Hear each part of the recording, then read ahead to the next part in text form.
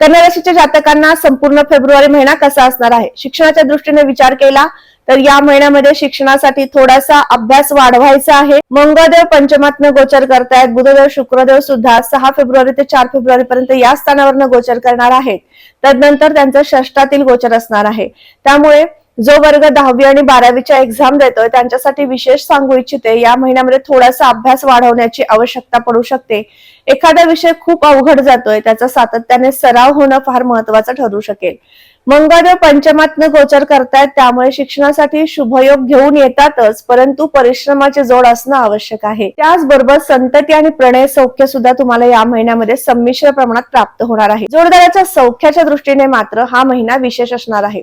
तुमच्या जोडदाराचं सुख प्राप्त करून देणारा, सहवास घडवणारा आणि जास्तीत जास्त एकमेकांच्या सोबत सानिध्यात राहून वेळ व्यतीत करायला लावणारा अशा पद्धतीने उत्तम असणार आहे.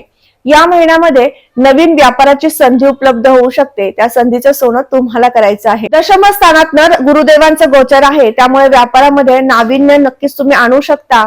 आणि षष्ठ स्थानातनं शुक्रदेव बुधदेव राहुयुक्त गोचर करणार आहेत. 23 फेब्रुवारी नंतर या ठिकाणी मंगळदेव सुद्धा येत आहेत. त्यामुळे काही महत्वपूर्ण मीटिंग्स प्लॅन करायच्या असतील तर नक्कीच तुम्ही करू शकता. या महिन्यातली दुसऱ्या आणि तिसऱ्या आठवड्यामध्ये त्या मीटिंगचं प्लॅनिंग तुम्हाला करायचं आहे. नक्कीच यशदायी स्थिती दिसून येत आहे. तुमच्या आरोग्याच्या दृष्टीने विचार केला तर षष्टामध्ये जेव्हा राहुदेव येतात त्यावेळेस आरोग्याच्या कुरघोडी वारंवार निर्माण करून देत असतात. या महिन्यामध्ये प्रकर्षाने गुडघेदुखी सांधेदुखीचा त्रास तुम्हाला होऊ शकतो आणि त्या अनुषंगाने थोडीशी मेडिकल ट्रीटमेंट तुम्हाला घ्यावी लागणार आहे. अस्वस्थपणा जाणवणं किंवा सातत्याने अस्वस्थ असणं अशा दोन्ही गोष्टीतनं तुम्हाला जावं लागत आहे. परंतु हा काळ फार दिवसाचा नसून 23 फेब्रुवारी पर्यंत तुम्हाला या काही गोष्टीतनं जावं लागणार आहे.